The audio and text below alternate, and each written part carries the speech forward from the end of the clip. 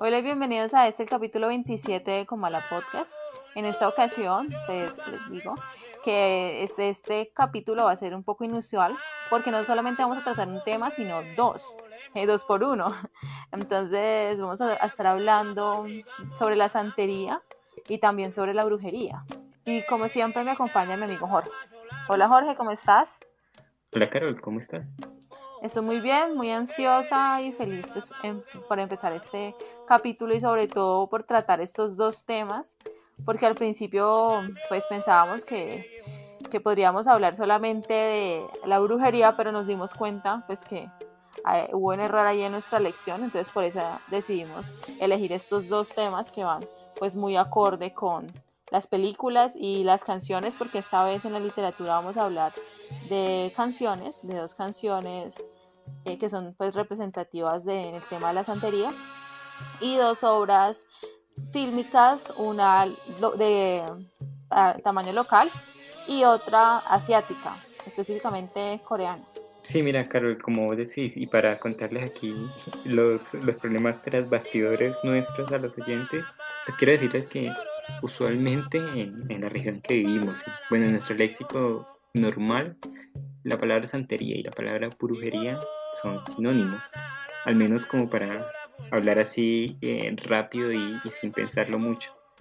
Pero haciendo la investigación previa y escogiendo las obras que escogimos, nos dimos cuenta que la santería y la brujería, si bien no están muy separadas, tampoco son hermanas gemelas.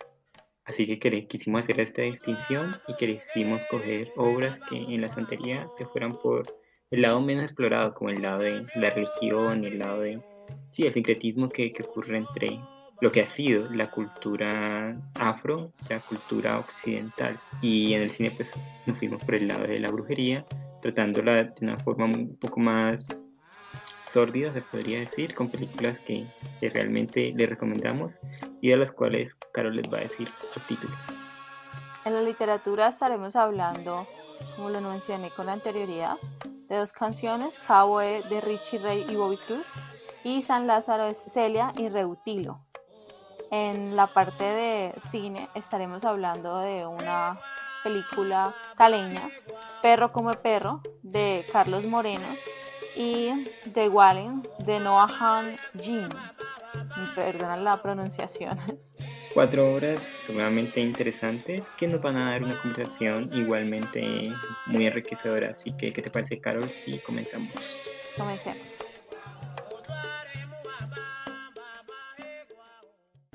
Poesía, cuentos, novela, cómic, todo está aquí en Comala Podcast. En nuestra sección de literatura vamos a tratar dos canciones que hablan muy bien del tema de la santería, pero que a mi parecer parecen complejas a la hora de resumirlas. Por eso es que pues no voy a hacer un resumen así profundo de la canción, de la canción que yo elegí, que es San Lázaro de Celia y Rutilio, porque en resumen es una oración que los cantantes hacen a San Lázaro con mucho lenguaje yoruba y mucha iconografía de esta religión, pero que a la larga no cuenta algo en sí, sino que va pidiéndole a San Lázaro que lo proteja en definitiva. Bueno, esta canción viene, pues, como dije, acompañada de este lenguaje y un sincretismo del cual vamos a hablar ahorita más adelante, que nos da a entender que San Lázaro como cual no es tan así como nos lo presenta.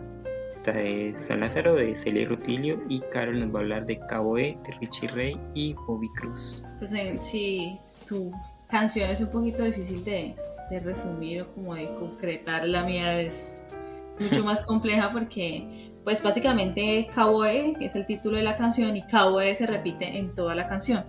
Solamente hay pequeños pedacitos donde hablan español, y a través pues de esos pequeños pedazos nos damos cuenta que básicamente, como tú también lo dijiste, es una plegaria.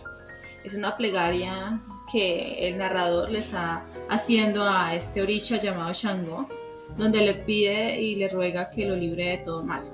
Entonces, todos sabemos que la cultura yoruba llegó precisamente, se extendió más que todo en Cuba, pues en las islas y más que todo también en Venezuela. Entonces, al pues ser específicamente o haber surgido, o no surgido, sino haberse regado, pues en esta zona norte de América, pues de Latinoamérica en específico, pues vemos ahí como esta música, esta canción, estos sonidos fuertes a través de la voz, a través del tambor, pues van expresando pues las sensaciones, cómo se siente quien narra y quien está contando en esta canción. Entonces básicamente esta canción nos habla de una plegaria hacia Chango, que es uno de los orishas. Sí, como podemos ver, ambas canciones son plegarias a una deidad orisha, que pues que en mi caso es San Lázaro y en el caso de Carol es Chango. Entonces, pues antes que nada queremos decirle que pues nosotros no somos expertos en este tema. Lo que vamos a hablar aquí pues está basado en una pequeña investigación que hemos hecho, pero si decimos cualquier cosa pues que no sea 100% cierta o que te cometamos algún fallo, pues los invitamos a que dejen sus comentarios y nos digan que saben de ese tema y bueno, entablemos una conversación al respecto. De estas dos canciones, que son canciones muy buenas, déjenme decirlo, la de Richie Ray Bobby Cruz es una salsa como para bailarla toda la noche. Sacamos un tema en común, que es el sincretismo que ha tenido que vivir el pueblo yoruba y el pueblo afroamericano aquí en Latinoamérica después que ocurrió la barbarie de la esclavitud, y cómo estas personas, para continuar sus creencias y continuar su cultura, tuvieron que unir sus creencias con la del Nuevo Mundo, con la del catolicismo y todos los dioses y santos del Nuevo Mundo, sí. Entonces hubo una especie de comunión, si queremos ponerlo en términos cristianos, entre la cultura yoruba, que venía de ese viejo mundo, entre comillas, y el cristianismo, que también venía del viejo mundo, de hecho, y que se unieron aquí en el Nuevo Mundo, en las Américas. Y bueno, ya más adelante les explicaremos cómo pasó esto, y bueno, es el tema que sacamos en común, ¿no, Carol? Sí, y como tú contabas, ese sincretismo surgió precisamente porque a las personas que fueron esclavizadas les impedían continuar con su religión y les impusieron pues el cristianismo, y en ese caso ellos buscaron cómo ocultar o cómo rezarle, orarle a sus dioses a través de nombres de santos católicos, de santos cristianos. Y pues aquí lo vemos que no necesariamente un santo cristiano, como por ejemplo por acá nos dicen, le dicen la reina del Guaguancó, y bueno, etcétera, etcétera, y incluso nombran santas cristianas para también hablar directamente de un orisha pues que hace parte de esta religión, que es Chango.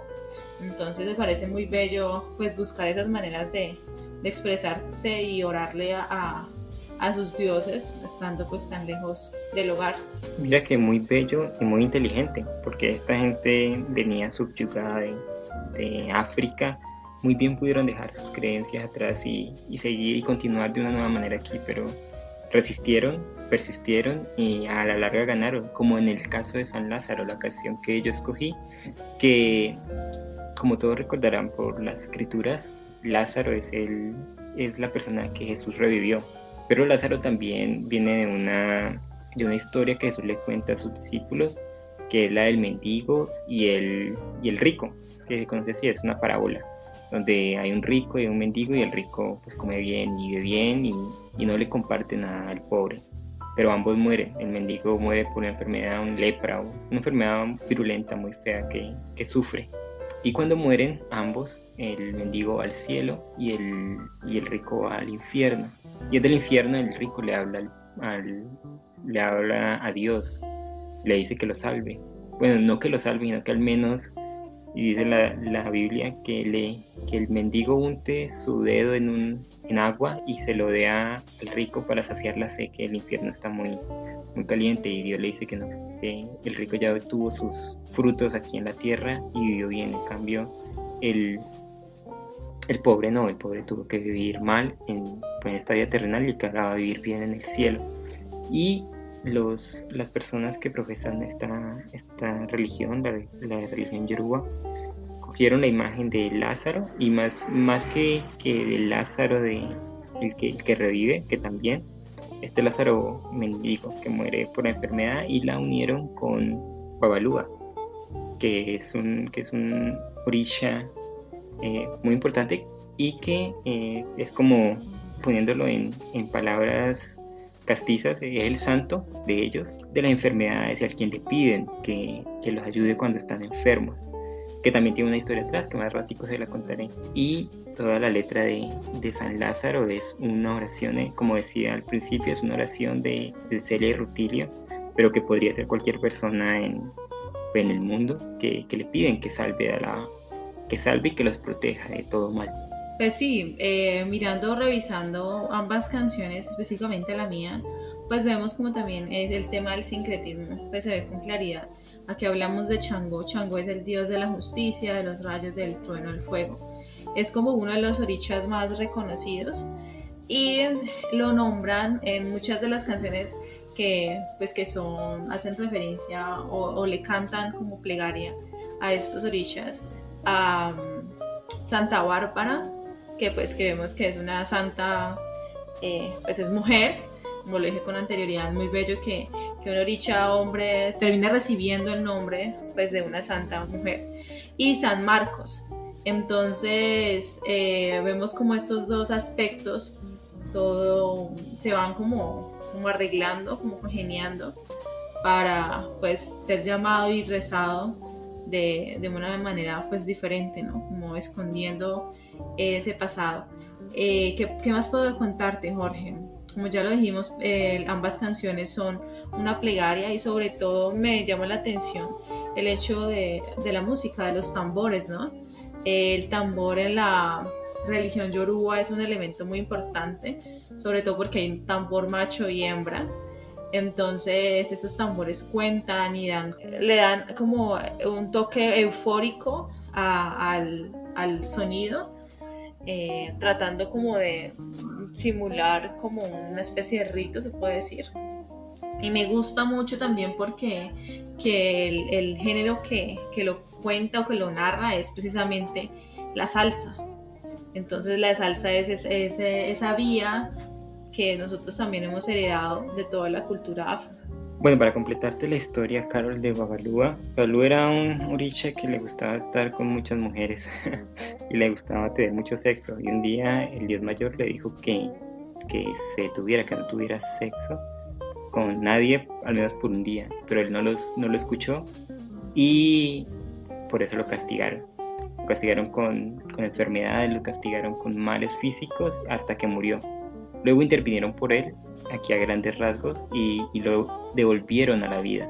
Y una vez vivo otra vez, él comprendió que la enfermedad y que los padecimientos físicos son algo muy doloroso, y por eso se convirtió en el oricha de la viruela y de las enfermedades como lepra y ese tipo de cosas. Entonces ahí vemos que el sincretismo no solo es como que reemplazar el San Lázaro por Babalúa y ya, no, ni en tu caso tampoco, ni en el caso de Changó, por ejemplo, que también es reemplazado por, como decías, por otro santo del panteón cristiano, sino que lo que hizo esta gente fue elegir santos o deidades que tuvieran ciertas características con sus orichas. Así Babalúa revive, como lo hizo Lázaro. Así Babalúa tiene llagas y tiene que sufrir enfermedades, como lo hizo el mendigo de la historia de Jesús.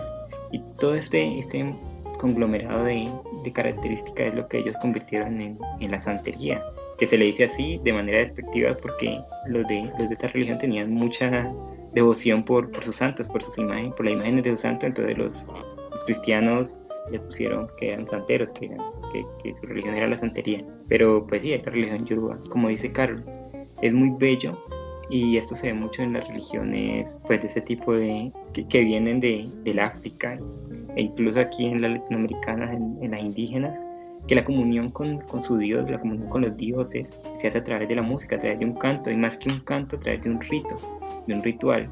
Y como dice Carol, hay un tambor macho y un tambor hembra que en la música se unen, que es una comunión, otra vez esta palabra, crean una comunión y es como si estuvieran haciendo un amor, como si estuvieran creando algo a partir de esa comunión y esa alabanza al Dios de ellos, lo cual contrasta mucho con la religión católica, que sí también hay cantos, también hay plegarias, todo es como más introspectivo, ¿no te parece? Sí, y yo me pongo a pensar, es como esos sonidos pues, de las canciones específicamente, además de ser pues cantos a los orichas, pues es lógico y se ve con claridad que esos cantos tienen como sus momentos como de delirio, de convulsión, algo que mueve a la gente a tener como un éxtasis, se puede decir. Entonces sí, como tú dijiste, la palabra es muy acertada, esa comunión entre la persona y el orisha o el dios en este caso, al cual le están orando. Entonces me parece pues que en este caso la música cuenta mucho. Y es interesante, Carol, que digas eso porque pues tanto tú como yo, pero más tú que yo, pues bailamos salsa, y Cali es una ciudad muy salsera, y Cali es una ciudad donde pues a medida que uno va creciendo y va conociendo un poco el mundo de la noche y de la rumba, se va empapando de esta música, de esta cultura, aunque no sea en profundidad, aunque no la conozca, como pueden ver, no la conocemos a profundidad, pero un poco de ella nos va llegando. Y te iba a preguntar, tú en los bailes que has asistido, en las fiestas que has estado y en las rumbas que yo sé que te has pegado bastante buenas y que nos hemos pegado, ¿has sentido esta comunión bailando este tipo de canciones? Porque Caboé y San Lázaro no son la excepción, de hecho más bien son la regla. Hay muchos cantantes salseros que utilizan este tipo de letras para hacer su música. Entonces, ¿tú has sentido esa comunión? ¿Has llegado como, así sea en pequeña medida, a ese éxtasis? Pues sí, mira que sí, y de pronto pues estamos orando ahí a Changó, a Yemayá y a todos de manera indirecta, porque lo hacemos con el cuerpo, con el movimiento y sobre todo dejándonos guiar pues por esa letra que nosotros cantamos, que es una plegaria que al fin de cuentas no sabemos que pues en español, tratando de traducirlo en nuestro idioma, no entendemos de qué nos habla, pero como lo dije, la música también cuenta y hace que el cuerpo se mueva, y entonces supongo que de cierta forma nosotros estamos orándole a los orishas con el cuerpo y con el movimiento. Y mira que nosotros, como ignorantes en el tema, y aún así sin hacer investigación ni nada, y sin querer hablarlo en un podcast y ninguna cuestión por el estilo, entendemos que este tipo de letras y este tipo de plegarias son importantes, son valiosas. He visto muchas personas que la cantan y que no saben qué es, pero les ponen pasión a la cosa, y es como si ellas mismos estuvieran haciendo un ritual a estos dioses que no conocen, que no saben de nada, que incluso ni les importarán, pero como que las letras y el ritmo y la música, las trompetas, los tambores, todo crean otra clase de sincretismo que, no sé, que posee a las personas y las lleva a un lugar, podríamos decir, espiritual, un lugar del éxtasis, de la rumba, del placer.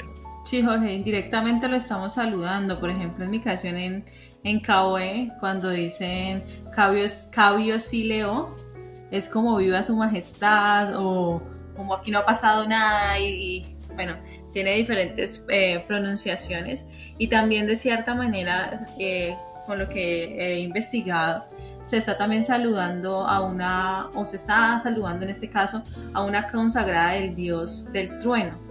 Entonces, a una oricha de Changó, una consagrada al dios del trueno. Entonces, como tú dijiste, de manera indirecta estamos como en ese proceso de adoración sin como ser tan consciente de ello. Y eso lo que no se cuenta, lo que se narra como por los lados, lo que se pretende disimular, al fin de cuentas es como lo más poderoso. Y eso lo vemos en el sincretismo, ¿no? Querer esconder, y es absurdo porque tratar de esconderlo, sus creencias, o tratar de ocultar esas creencias, al fin de cuentas termina en una canción donde todas las personas lo cantamos a viva voz y donde todas las personas bailamos y estamos en comunión con. Entonces es esconder, me parece algo pues muy, muy inteligente, y sobre todo es como cuando uno está viendo algo pero no le presta mucha atención, pero eso está ahí. No sé cómo explicarlo, como desde ahorita, desde la obviedad que nosotros pues nos parece, al tratar de analizar esas canciones, pero al mismo tiempo desde lo desapercibido por los europeos, los españoles que pues llegaron a invadirnos, no entendían lo que estaban haciendo esas personas que fueron esclavizadas. Entonces esos rezos, esas oraciones, esas plegarias estaban ahí de manera explícita, pero no lo podían ver pues los demás. Entonces es una manera muy hermosa pues de decir que simplemente las personas buscan sobrevivir y buscan salvaguardar sus creencias a través de todos los medios, y en este caso, como vemos, quien nos cuenta, nos narra y nos llega a nuestra actualidad, esas oraciones nos llegan a través de la música. Y entender que son importantes, ¿no, Carol? Entender que a una persona le pueden quitar todo, le pueden quitar su hogar, le pueden quitar la ropa, le pueden quitar e incluso la dignidad, se la pueden quitar, pero no le pueden arrancar sus creencias, no le pueden quitar eso que lo hace tan especial, que lo hace ser él, como fue con toda esta gente que secuestraron de África y la trajeron hasta acá, y que a partir de su dolor, a partir de sus experiencias, crearon, no sé si decir crearon algo hermoso, crearon algo, una suerte de revolución que fue este sincretismo, una suerte de lucha, de grito contra todo este mal que les están haciendo injustamente, y bueno, y que a la larga contribuyó a crear cosas tan bellas como las canciones de las que hablamos hoy, o como toda una religión, toda una cosmovisión de mundo. Así que Cabio, sí, leo, Jorge. Amén. Películas, series, cortometrajes, videos musicales, todo está aquí en Cómala Podcast. En nuestra sesión de cine estaremos hablando de una obra caleña, Perro come perro, de Carlos Moreno, y una obra asiática de Wallin, de Na Hong Jin. La película que yo elegí fue Perro come perro, y nos habla de una venganza por la muerte de William Medina, donde este personaje es como el ahijado de otro personaje que es como el principal ahí, que es el Orejón, le llaman el Orejón, y entonces este personaje decide buscar la venganza al ver muerto a su ahijado, y lo hace utilizando la brujería. En este caso, él tiene dos trabajadores, Víctor Peñaranda y Eusebio Benítez. Víctor Peñaranda se encuentra en ese momento en otra ciudad donde tiene que buscar o encontrar un fajo de billetes de dólares que se ha perdido, el cual pues él es el culpable y nadie sabe, o pues a medida que la película va avanzando se dan cuenta que realmente Víctor fue el que se robó ese fajo de billetes que también le pertenecía al Orejón. Y este personaje Eusebio Benítez, que también trabaja para el Orejón, fue el que le dio muerte a William Medina, el cual pues es el ahijado del Orejón. Entonces ahí vemos como dos historias, el robo de un dinero y sobre todo el asesinato de este ahijado, hacen que esos destinos se encuentren, y sobre todo que todos los personajes empiecen a luchar por lo que le pertenece a cada uno, y sobre todo por preservar su vida, pero lo hacen a través de una venganza pues muy cruda y muy cruel, y sobre todo usando la violencia como medio, y en este caso también la brujería como un medio para hacer sufrir al otro. Y este es Perro come perro. Y ahorita Jorge nos va a hablar de su película. The Wailing, de Na Hong Jin, es una película surcoreana que encierra para mí lo mejor de este cine y lo que a mí me encanta, una mezcla de géneros, de humor negro, pero también una historia cruel, una historia muy atrayente, y que en este caso nos narra la vida de un pequeño y apacible pueblo en Corea, que un día se ve azotada por unos asesinatos salvajes, terribles, misteriosos, que un miembro de una familia comete, y asesinando al resto de la familia. La policía y todo el mundo está sorprendida, no saben por qué está pasando esto, porque en su pequeño pueblo ocurre algo tan horrible. Poco a poco nos vamos dando cuenta de que lo que al principio era una serie de asesinatos sin mucho más, va tomando tintes sobrenaturales, y es que un extranjero, un japonés de hecho, que llegó al pueblo, comienza a ser vista como una persona que está cometiendo estos asesinatos a través de la brujería. Y el protagonista principal, que es Jong-gu, que es un policía, pero un policía muy torpe, que tiene una buena familia y que, bueno, que no se mete con nadie, también comienza a sufrir estos embates de la brujería de este tipo. No sabemos, porque hay otro personaje que es una especie de hechicera que aparece y que también podría ser la culpable. Al final nos damos cuenta de que nada es lo que parece en esta película. Yo les recomiendo que se la vean, que la vean hasta el final, los va a sorprender, los va a asustar, los va a tocar profundamente. Y el tema de la brujería aquí se ve de una manera muy directa aquí en The Wailing, que es la película que yo escogí junto a Perro come perro, que fue la elección de Carol. Y el tema que escogimos para hablar en esta ocasión es la brujería como castigo. Bueno, yo tengo que decir primero que yo no conocía tu película y me pareció una obra genial. Siempre que, pues yo tengo cierta resistencia hasta el cine oriental y no sé por qué, pero siempre que tú me muestres una obra, siempre pues me callas la boca porque es una obra magistral. Entonces esa película me dejó pensando y no solamente por el hecho de ser pues una obra pues bastante nutrida, sino por la calidad de la imagen y sobre todo de los planos y cómo esa película cala de manera tan profunda en la psicología de uno, de tal manera que todo el tiempo estuve pensando y ya como que empecé con la obsesión de ver cosas por la casa. Entonces sí, es una obra muy muy recomendada. Y en ambas obras, ya aterrizándolo lo que nos corresponde ahorita, estuvimos revisando la brujería como castigo. Y eso se ve con claridad en ambas obras. En Perro come perro, pues está el orejón, ese encargado de como el mandamás, que busca hacer daño y lo hace a través de una mujer que es una bruja. Y esta bruja busca por todos los medios no de matar a Eusebio Martínez, sino de darle una vida, de hacerlo agonizar. Y lo hace utilizando, pues cuando William Medina muere, ella va hacia el cadáver y le ata los dos dedos con la foto de Eusebio, y esto hace que Eusebio tenga constantemente pesadillas, que no pueda dormir, que tenga alucinaciones. Es como estar muerto en vida. De hecho, ella en un pedazo de la película dice que es peor que estar muerto, que ese castigo que le va a hacer ella a él, ese castigo que le va a dar, es peor aún que estar muerto, que el otro preferiría estar muerto y no recibir semejante castigo. Entonces, pues ahí vemos el tema que se ve de manera tácita. Y en tu obra, pues vemos algo muy, muy llamativo, porque se nos presenta a una bruja, que en ese caso es esta mujer que es muy difícil de leer, y a un hechicero que al principio no se sabe muy bien de dónde surge, se dice que es un monje, que es un profesor, bueno, etcétera, etcétera. Pero ahí no se sabe quién es el que hace, lo pongo entre comillas, brujería buena y brujería mala. ¿Quién es el que hace brujería para dañar, o quién es el que ayuda a través de la brujería a que las demás personas logran deshacerse de esas maldiciones?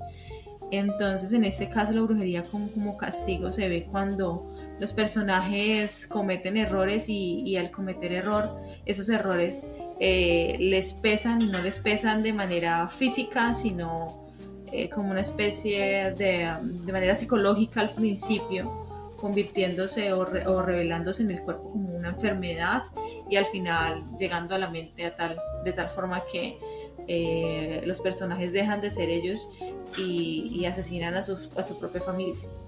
Entonces esa brujería pues es algo que los persigue, que es como una maldición y que se busca revertir a través de otro tipo de brujería, pero en este caso no surge efecto porque al final de la película pues se ve quién es el que gana en esta pelea. Mira que a mí Perro come perro no es una película que me guste mucho. Sé que tiene algunas cosas muy buenas. La fotografía que utiliza en la película es una fotografía supremamente cargada y supremamente bella, y que convierte la ciudad en que vivimos Carol y yo en una suerte de infierno, y casi literal, una ciudad que está a 40 grados, donde todo el mundo suda, donde ocurren matanzas a plena calle, donde nadie está a salvo. Entiendo que tenga sus cosas buenas, pero realmente no puedo compaginar con ella, seguro porque estoy muy metido en su contexto y sé que realmente no es así, que es una obra de ficción, bueno, y que lo lleva todo a la hipérbole. Sin embargo, creo que la brujería en esta película está tratada de manera muy correcta. y no es porque yo sea un experto en brujería ni un brujo aquí, sino porque he visto diferentes documentales y he hablado con diferentes personas que dicen lo mismo, que es como que aquí se está mostrando un rito de venganza, de sufrimiento hacia esta persona, hacia Benítez, que va a pagar por sus pecados, por matar al familiar de El Orejón. Y no solo matarlo, sino matarlo de la manera como lo mató, que en vez de darle una muerte rápida e indolora, lo tira a una cañería y deja que se ahogue en un día de lluvia. Y es como dice Carol, la brujería en ambas películas, no solo en Perro como Perro, sino también en The Wailing, está preparada para hacer sufrir a las personas. La brujería no es algo que se vaya a medias tintas.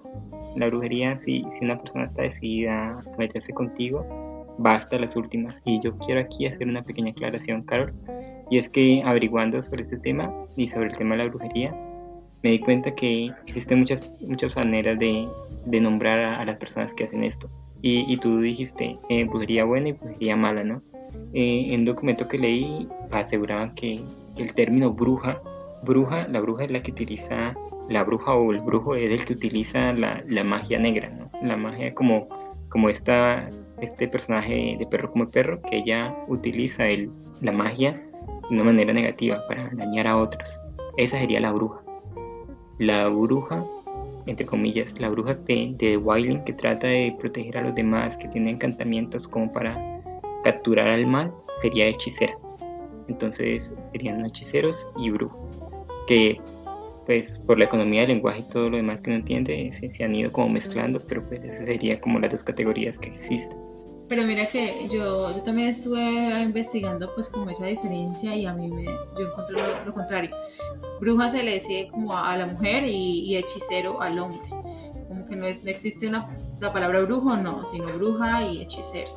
Y generalmente la bruja está más ligado como a lo indómito, a la naturaleza, al conocimiento pues de esos saberes ancestrales, pero es más que todo sobre cómo utilizar ese poder, si es para el bien o el mal. Pero en sí la palabra bruja pues engloba todo lo que, todas esas capacidades a mujer de poder hacer el bien o el mal, y hechicero pues sería como la palabra masculina para decir bruja. Pero mire que me parece raro pues que haya encontrado lo contrario a lo que yo encontré, porque el hechicero se ha utilizado a través de toda la historia y también para las mujeres, e incluso en la antigua Grecia se le llamaba hechiceras, se le llamaba pitonisas, pues a las que adivinaban el futuro y a las que pues estaban en el oráculo de Delfos ayudando a ver el futuro. Eran las hechiceras. Y ya la bruja pues de lo que yo leí, no estoy diciendo que yo esté diciendo la verdad, obviamente. Se tomó más como un apelativo a estas personas que utilizan la magia, tanto brujo como bruja, para hacer el mal. Mira que en el coloquio de los perros de Cervantes hablan precisamente sobre esas diferencias y lo ligan más que todo a la parte como rural y a la parte de ciudad. He querido dejar todos los vicios de la hechicería en que estaba engolfada muchos años y solo me he quedado con la curiosidad de ser bruja, que es un vicio dificultísimo de dejar. Que nos dicen específicamente, pues citando esta información, que las brujas, como lo dije con anterioridad, desarrollan pues su actividad en un ámbito más rural, y ya cuando hablamos de hechiceras o hechiceros hablamos de personas que realizan ciertos tipos de actividades pues más ligado a la ciudad, a lo urbano. ¿Sabes qué puede pasar, Carol? Y tal vez yo esté equivocado, sí. Y es que los términos han ido cambiando, tanto desde la antigua Europa como con la entrada del cristianismo. Todos esos términos han ido cambiando. Antes la bruja era una cosa, después fue otra, magos, hechiceros. Entonces, sí, puedo ya estar equivocado. Lo admito, no voy a decir 100% que tengo la verdad aquí. Pero bueno, caminándonos un poco más al tema del que estamos hablando, que es la brujería como castigo en The Wailing y en Perro como Perro, vemos que existe como toda un bestiario, ¿no has visto? De cosas con las cuales se puede hacer brujería. Por ejemplo, en The Wailing, este hombre, llamémoslo, no lo llamemos brujos, llamémoslo sacerdote, ¿qué te parece? Este sacerdote utiliza las fotografías de las personas que han sido asesinadas. Él les toma una foto recién han sido asesinados y esta la utiliza para hacer sus invocaciones y además utiliza algo de la otra persona que quiere maldecir. Por ejemplo, en el caso de esta película en concreto, utiliza un zapato de la hija del protagonista, un zapato con el que la puede controlar, como que con lo cual ella tiene un vínculo o ha tenido un vínculo y bueno, y vuelve su vida boca arriba. Y en Perro come perro pasa algo parecido. La mujer coge una foto de Benítez y lo tiene que llevar a donde el muerto y lo tiene que amarrar y tiene que hacer otro montón de cosas para que este caiga en esta maldición. ¿No has visto? Sí, no solamente una foto, sino que hay un momento donde ella entra al cuarto donde está Benítez y donde está Víctor y toma las velas que él ha aprendido para la protección. Y mira que dentro de esos santos que a los cuales él le reza son santos, son orichas, ¿no? Y entonces él le tiene unas velas a unos oriches, unos santuarios, unos oriches, y ella toma esas velas y con esas velas también pues le hace como le lanza la maldición a Benítez, siendo un peor, dándole náuseas y bueno, etcétera, etcétera. Es como algo mucho más personal, ¿no te parece? Que no solo se meten con uno a la distancia, sino que tienen que estar ahí cerca pues para embrujarlo. De hecho, mira que con lo que acabas de decir, en tu película, al inicio de tu película, citan un versículo de la Biblia donde dice, donde Jesús dice, donde las personas le cuestionan a Jesús que si está realmente muerto o que si es un fantasma. Entonces él dice que metan el dedo en la llaga y bueno, etcétera, etcétera. Entonces eso me hace pensar precisamente en eso, ¿no? En que esta brujería está allí y que se ve de manera física, se ven los efectos de manera física y que ronda por ambas películas, ronda por todos esos espacios, pero no se puede observar con los ojos, o sea, no está, como lo digo, está como omnipresente, ¿no? Es como un susurro que hace daño. Pero yo diría más, Carol, yo diría que ese versículo que citan ahí en la película, solo a iniciar, nos habla de esta frase tan conocida que es no creer hasta ver. Y es que, como tú dices, y esto es algo muy interesante que sacas a colación, la brujería está allí, en ambas películas está allí, está como en el subtexto de toda la sociedad, pero no es hasta que la vemos, hasta que la palpamos, hasta que la sufrimos, que creemos en ella. Y en The Wailing se ve muy bien. El protagonista no cree en ese tipo de cosas. Cuando le dicen que es un fantasma, pues como que lo toma a broma y dice que las cosas no existen, incluso se burla, y su compañero también se burla, y es como si, no sé, si estos entes, este sacerdote que quiere hacerles el mal, supieran que ellos no tienen fe, e incluso en la película sale como un aprendiz de cura, y no sé si quieras hablar un ratico de esto, Carlos, de la fe en esta película, en The Wailing, e incluso en Perro come perro, la fe de Benítez se presenta cuando le pone velas a sus dioses, pero no creo que sea lo suficientemente fuerte como para contrarrestar a la brujería. E igual en The Wailing, la fe de este aprendiz de cura se pone a prueba en un momento del film, en la última parte de hecho, cuando él va a enfrentar a este monje y se da cuenta de su verdadera cara, y él va con un rosario a enfrentar a como diciendo, esta es mi fe, voy por ti, pero a la larga vemos que no sirve la fe, como que la fe, ya sea la cristiana o cualquier otra fe, tiene que ir acompañada de una creencia muy fuerte, porque no estamos viendo algo que exista. En cambio, en la brujería, en estas dos películas, vemos que existe, vemos sus consecuencias, vemos su realidad, vemos su verdadera cara. Entonces como que se enfrentan estas dos dicotomías, ¿no te parece? Sí, pero es que yo digo una cosa, es muy difícil cuando uno como siente ese terror, ese miedo, y cuando ya ese miedo se ve materializado. Yo creo que sí hay que estar convencidos de lo que se cree para poder enfrentarse semejante revelación, semejante verdad que pues se muestra de una manera muy atroz y físicamente es una cosa espantosa. Entonces solamente con el hecho de verle los ojos a este monje al final de la película, o el mismo hecho de ver cómo el cuerpo de Benítez, él lo ve tirado en el asfalto y se decide ir con William cuando muere. Entonces una cosa es hablar sobre eso que no se ve, y otra cosa ya es verlo de manera física. como última pregunta, Carol, ¿no te parece que ambas películas nos dicen que es mucho más sencillo, en el contexto de las películas, claro está, creer en el mal que en el bien? Yo creo que el mal es muy ruidoso, pero el bien de pronto pues está como la opción de aferrarse al bien, pero el mal, como lo dije, hace más ruido, es más perturbador ante los ojos, es más ruidoso, es más invasivo. Entonces, pues claramente este personaje que busca ser sacerdote y con claridad Benítez pues van a dudar de lo que creen al verse invadidos por semejante verdad tan oscura que se les viene, y sobre todo más porque los afecta de forma directa. Dice la Biblia, dichoso aquel que cree sin ver. Entonces creo que esa es la enseñanza que nos deja estas dos películas, que pues, podríamos tener aquí un debate acerca de la religión y de todos los temas que hemos hablado en 10 horas, pero eso lo vamos a dejar para el programa de jueves, después de Comala, que estamos haciendo en vivo en Instagram, y entonces los esperamos ahí para hablar un poquito más de Wiley y Perro come perro.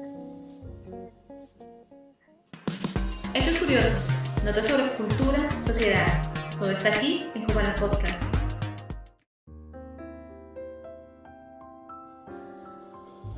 Bueno, Carol, el dato curioso de esta semana me tocó a mí y te traje uno suavecito que no es para pensar mucho, sino que más una curiosidad que nos puede pasar a todos cuando vamos a otra parte.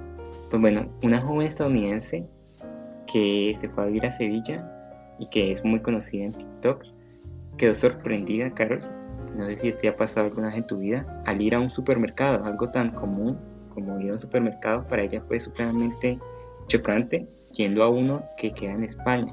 Solo sabiendo eso, ¿qué te parece? Pues yo creo que la mirada de un extranjero, pues al ver una cultura diferente, eso debe ser una sorpresa grandísima, y yo creo que a todos nos pasa cuando viajamos a otros países.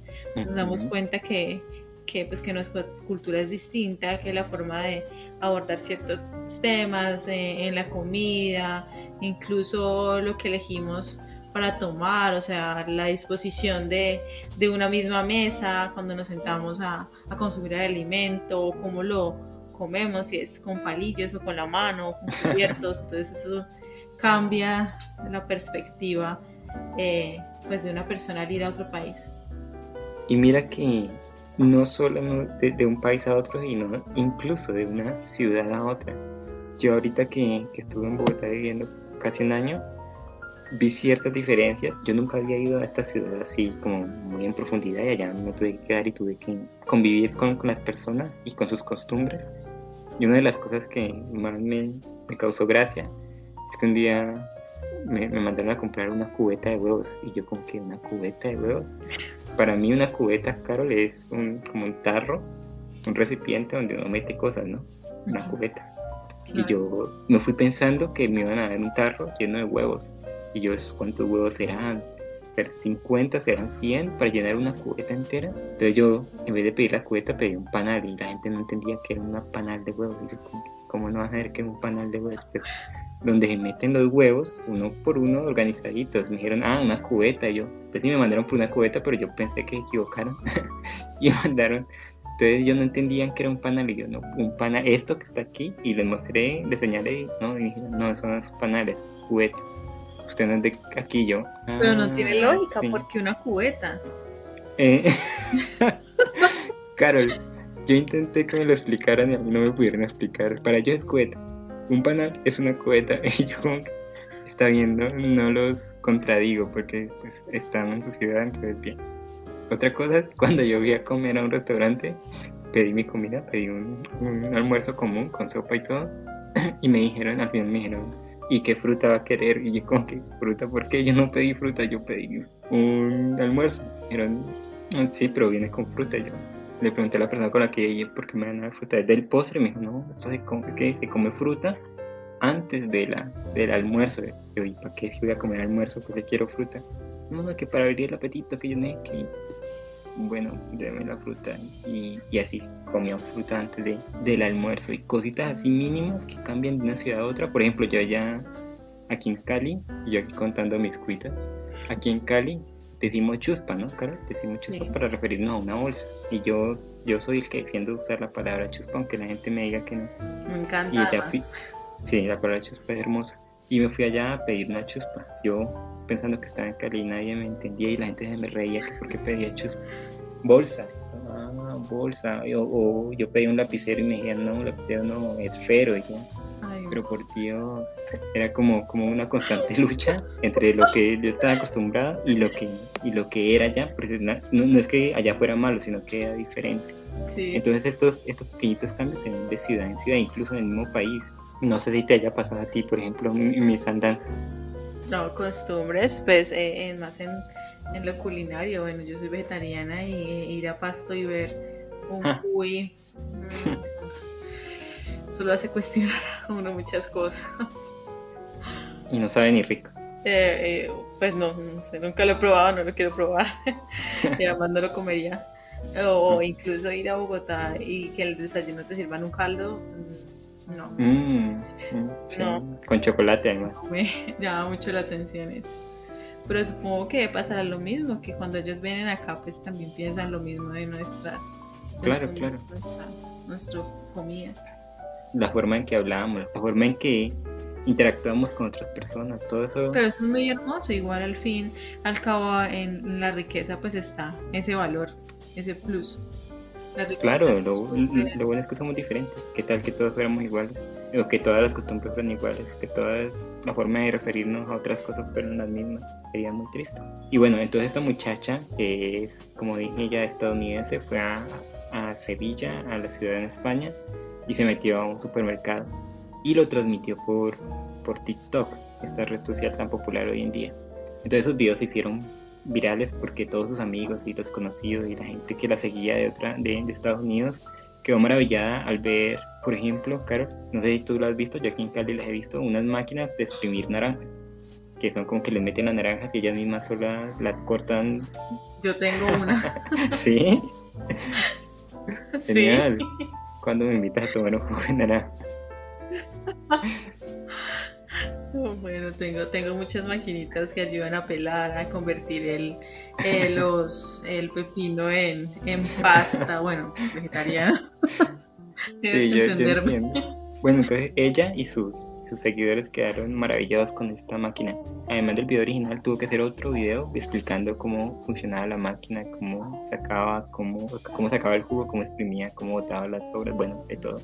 Además, y esto es típico de España, allá se ve mucho este jamón serrano, que la pata está allí, que venden patas por todos lados de jamón serrano y pues que es omnipresente por toda España, que la gente lo come, pues en toda ocasión comen jamón serrano, y ella como que no entendía por qué habían patas por todos lados colgadas y tanto jamón y tanta esta cuestión, y sus seguidores igual. Pero es que no nos vamos tanto para allá, o sea, uno mira las carnicerías, pues algunas carnicerías y se ve el pobre cerdo muerto ahí colgado, como no sé, y la gente lo compra, o sea, yo no sé. Pero yo creo que no es la regla, yo creo que es la excepción, y por eso es que esta gente va como a mercados rurales.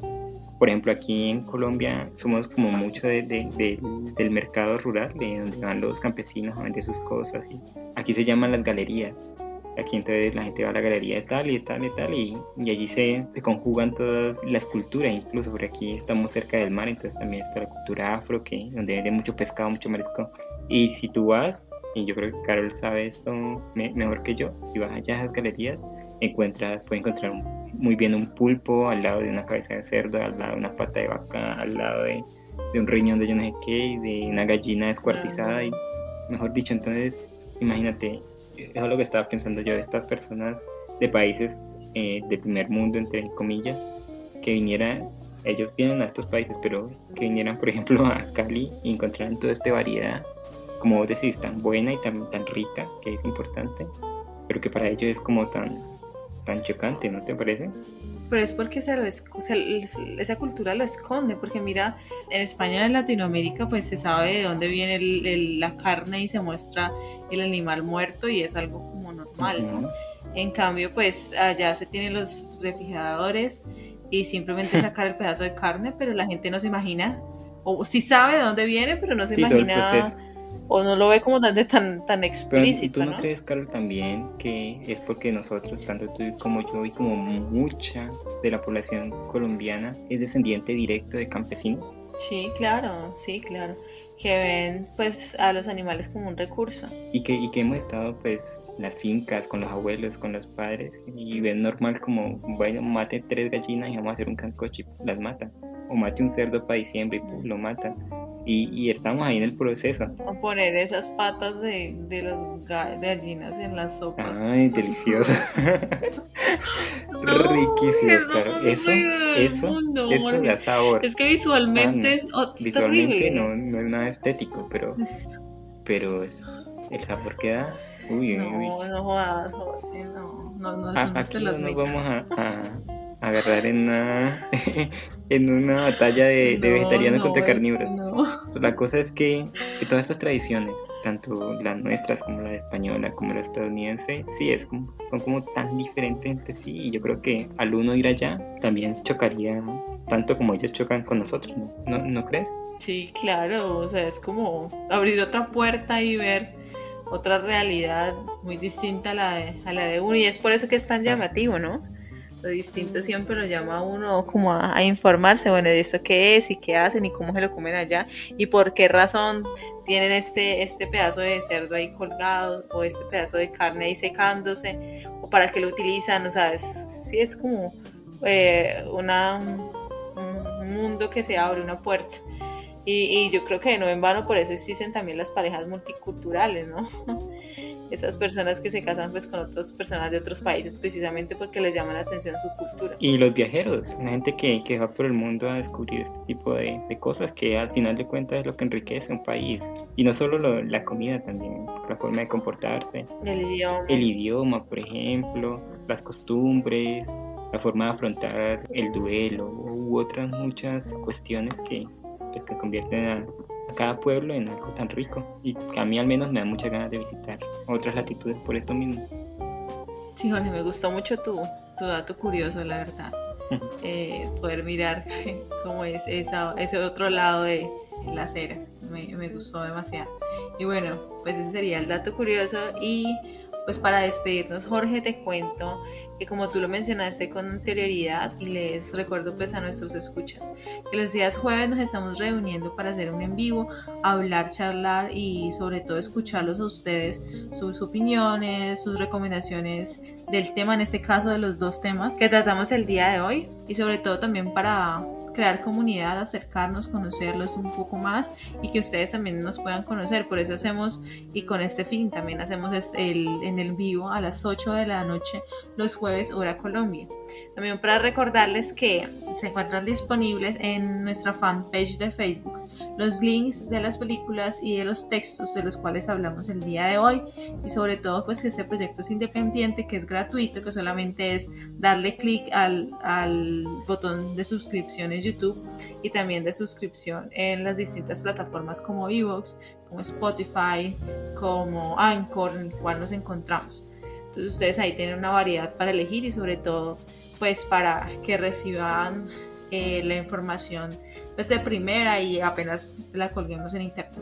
Entonces, muchas gracias, Jorge, por estar el día de hoy, por acompañarnos, y sobre todo a ustedes por escucharnos y por interactuar con nosotros. Antes de irnos, quiero dar un pequeño adelanto, Carol, si me permites, del siguiente capítulo, donde vamos a traer unos invitados muy interesantes, unos colegas que realizan podcast, que también son aquí de la ciudad de Cali.